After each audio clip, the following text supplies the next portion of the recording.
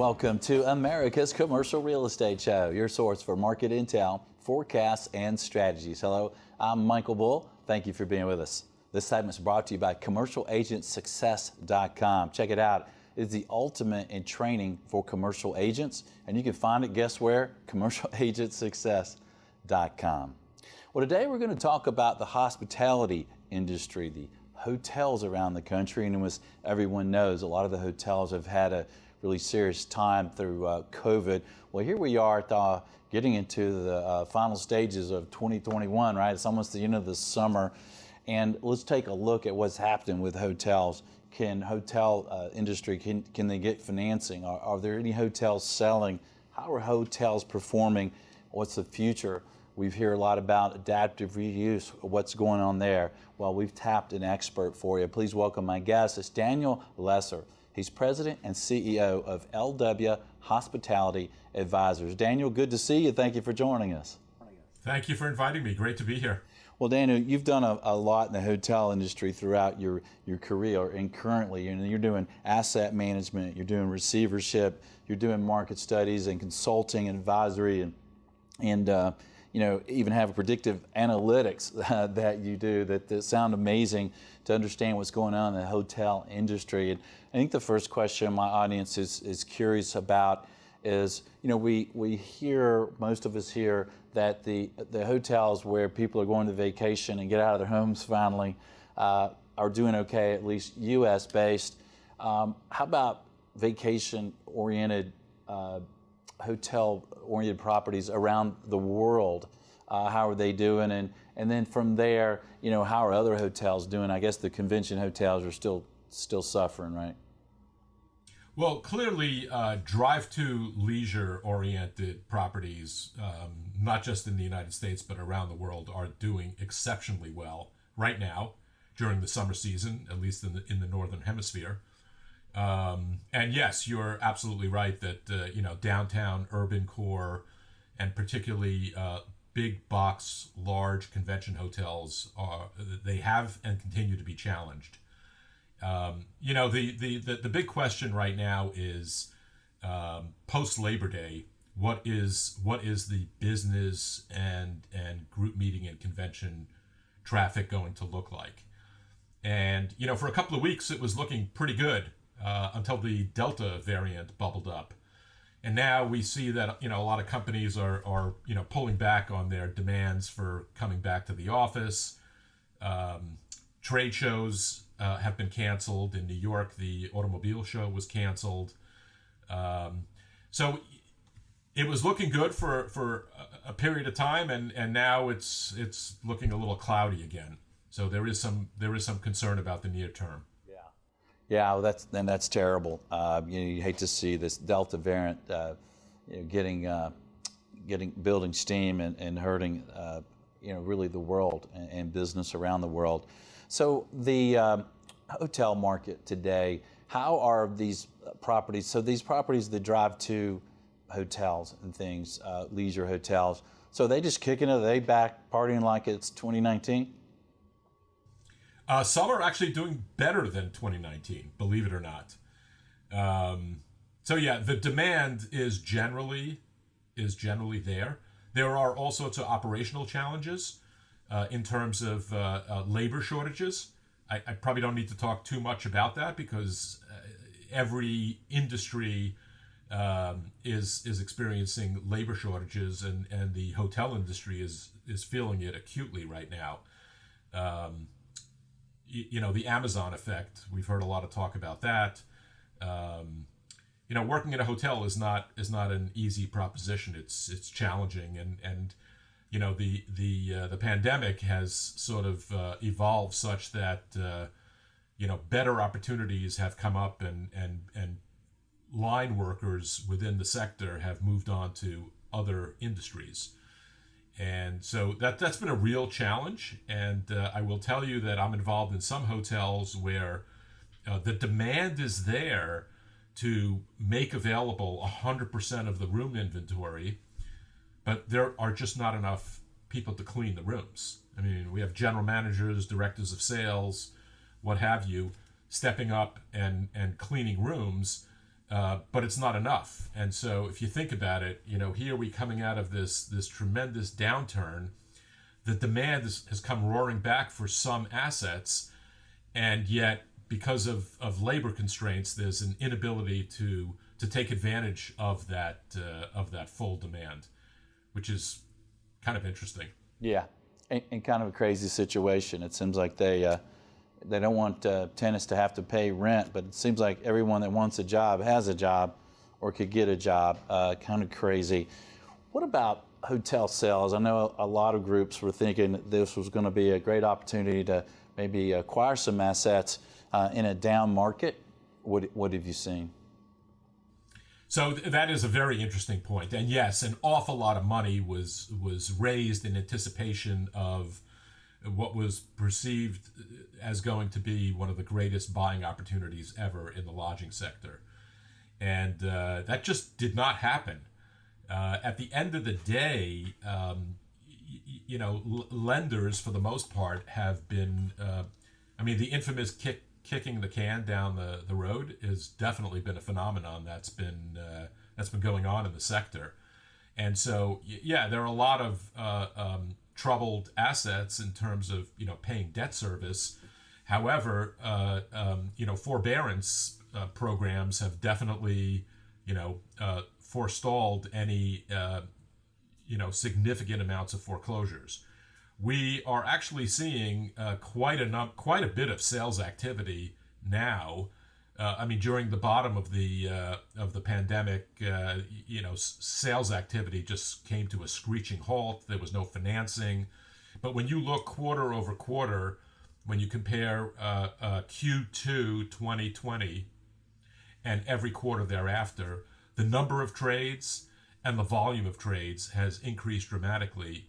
And frankly, values have rebounded as well.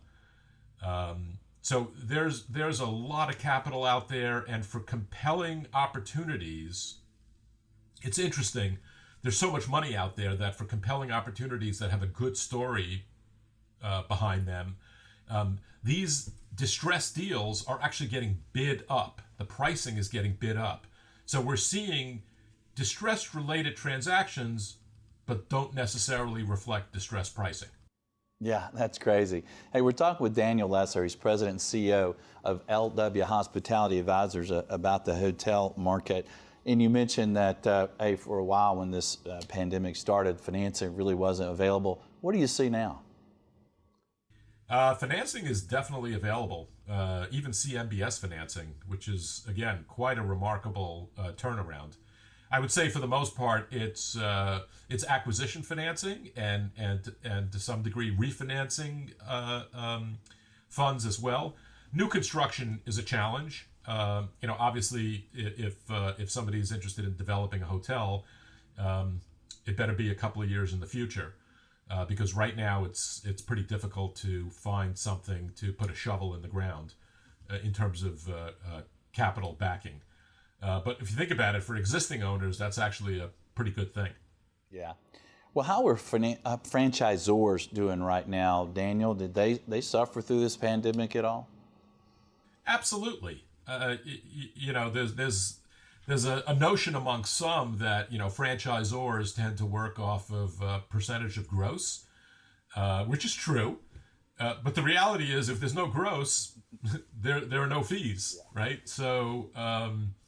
The hotel companies are right in there with the owners in terms of taking it on the chin when there is no business.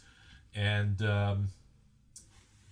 again, we're seeing a really nice rebound because, let's face it, traveling is part of human nature, right? And we're seeing that people want to travel, people need to travel, and it's not going to go away. Lots of folks talk about paradigm shifts, the new normal. Sure, maybe there may be some things that become new normal, right? Like this, for example, which is kind of interesting, right? The whole notion of video conferencing, which is interesting in that video conferencing has actually been around for a long time, right? FaceTime was around for probably 10 years before the pandemic, and yet now Zoom has become a commonly used term. and the notion of utilizing video conferencing, has finally taken hold. Is that going to go away? Probably not, right? But there's nothing like face-to-face meetings, right? You can look at my eyes, I can see your eyes, right? But you can't look into my eyes on video conferencing. And there's nothing like that human connectivity, and that's not going to go away. Yeah, because if we were together, I could see into your eyes, into your soul, and really know about you. Let's look at the future of the hotel industry. I guess it's really hard to you're an asset manager, you're a consultant. When somebody asks you today, hey, Daniel, I'm thinking about buying this convention hotel in New York, when's it going to come back? If I had the answer to that question, I'd be buying that property. Listen, the reality is that nobody knows, right? I'm not going to sit here and tell you that I know, right? Nobody could have predicted the pandemic, right? Nobody would have predicted the Delta variant. Who knows what's going to come after this, right? Is coronavirus something that's going to morph into a disease that just doesn't go away and becomes like influenza? I'm not a doctor. I have no idea. But listen, again, coming back to the notion of meeting in person, I frankly think I tend to be a contrarian when it comes to investment. And I think actually now is the right time to be seeking out big box convention-oriented hotels in downtown urban cores. Now, the key is investors in the hotel space. Hotels are fundamentally long-term holds. They always have been, and frankly, probably always will be. Investors that underwrite with the presumption of a 3 to 5 year hold could be playing with a little bit of fire, right? Think about anybody who closed on a deal in January 2020, right? If they underwrote, assuming a 3 to 5 year hold, that's going to be a very dicey proposition in terms of hoping to just get your principal back, right? But if you underwrite for and are ready, willing, and able to hold for a 10-year period at a minimum, you're probably going to be okay and probably going to make some money too, right? Now that doesn't mean that you're necessarily going to hold for 10 years, right? If an event to bake in some gains becomes available, you're going to take advantage of it, right? In year 1, 2, or 3, right? But again, you need to be willing and ready to hold on for a long period of time if need be. And all of this dials back to the fundamental premise of how hotels are very different than other commercial real estate asset classes, in that you're leasing guest rooms every single day, and the pricing of those rooms changes by the nanosecond, which in an up market, that's a terrific thing, right? In a down market, as we just experienced, it could be very, very challenging. Yeah, it changes pretty quickly, doesn't it? Well, Daniel, with your experience, I can't let you go until you provide some tips for operators today. As you mentioned, that some of them are having kind of similar problems, right, with labor, and what are some of the other problems, and what are some tips you would provide for operators? Well, clearly labor is an issue. Property taxes are also a big issue. If you think about it, it is kind of interesting. I have, on the valuation side, lots of folks trying to convince me that, when values went down during COVID, property taxes theoretically should go down. But unfortunately, that's not the way it works, right? If you think about it, most municipalities in America are not all that solvent, and while somebody may be entitled to a reduction in assessed value, right? If you think about how tax burdens are determined, they take a budget and they take the total assessed value and back into the tax rate. So while you may be entitled to a reduction of assessment, invariably you're going to probably end up paying more tax burden due to declining values. So property taxes are a huge issue. Insurance costs are a big issue.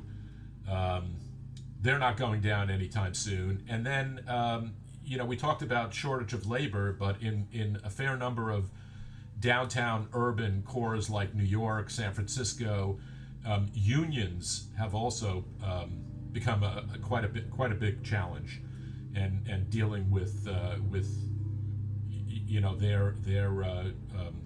agreements, if you will.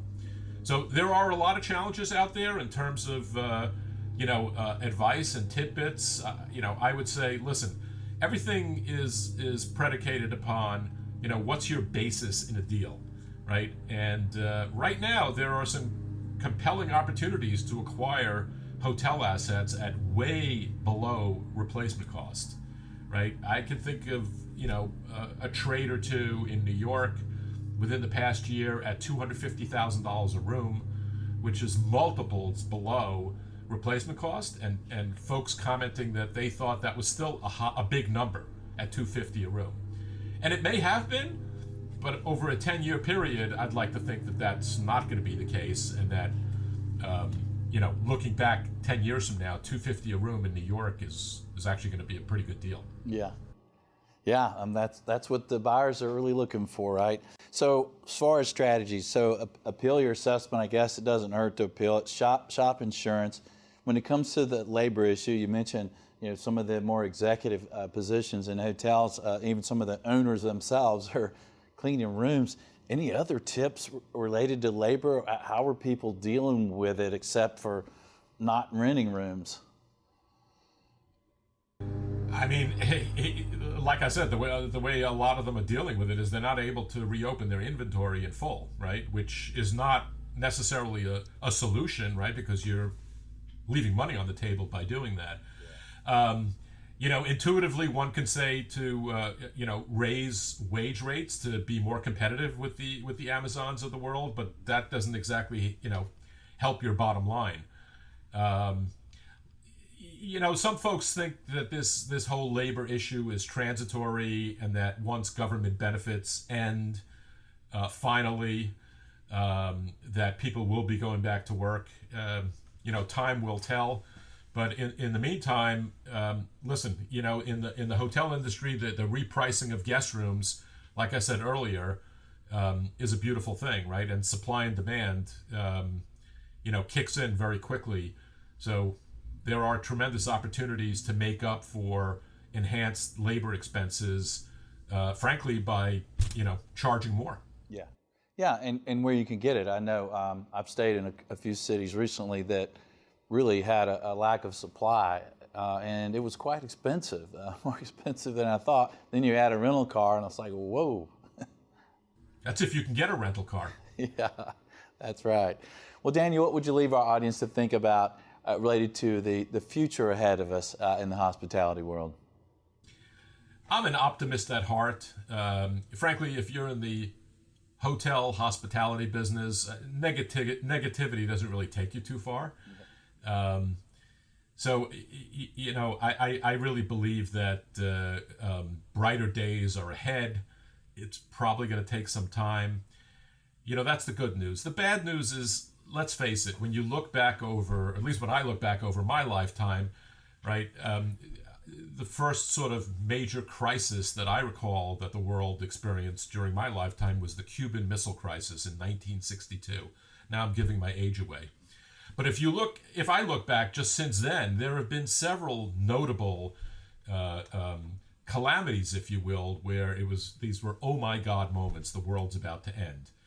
Whether it be 9/11, whether it be the Gulf War, whether it be the stock market crashes.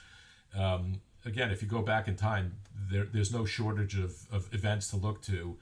But every time we seem to come back bigger and better, right? 9/11, New York was done, right? Lower Manhattan was done, right? And look at what happened, very shortly thereafter. So I'm very optimistic. I think the key, again, is being very focused on your basis, right? What you're getting into a deal at, and being ready, willing, and able to hold for a long period of time. Again, doesn't mean that you have to hold that long, but if need be, you are able to.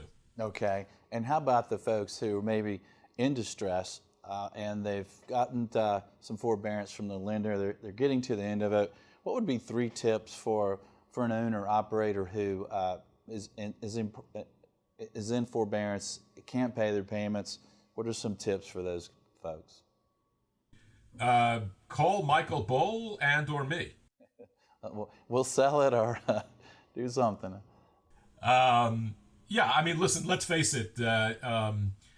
You know, a lot of folks who are sort of in the thick of it and don't know really, you know, what to do. They need professional advice, and so you know, we're working with a whole slew of folks who, you know, helping them figure out, like, you know, frankly, okay, what is my next move, right? Do I hand the keys back? Do I declare bankruptcy? You know, there is capital out there. There's no shortage of rescue capital, right? And figuring out, okay, well, how do I embrace that rescue capital and hopefully not get wiped out by it? So there are lots of alternatives and opportunities, and obviously that's all changing as time is going on. But I would definitely seek professional assistance, you know, from folks who are out there in the market and dealing with this day in and day out. And there's no shortage of owners that are sort of very focused on their own asset or assets and don't necessarily, are not necessarily exposed to the bigger picture. Right, and if you're running your operations, you're not experienced perhaps at dealing with the different types of lenders, and it really depends on the different types of lenders you're dealing with and what their situation is, right, of how you should manage that. Absolutely. Yeah. Well, Daniel, thanks for being with us today. We appreciate it.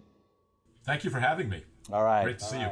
Thank you. And if you'd like more from Daniel, their website is lwhospitalityadvisors.com, and we'll put a link to their information at creshow.com. And also, while you're there, you can find other shows to watch or to listen. You can also subscribe to our weekly show email announcing the show topic and the guest. So until next week, be sure that you always lead, learn, and laugh, and join us for America's Commercial Real Estate Show.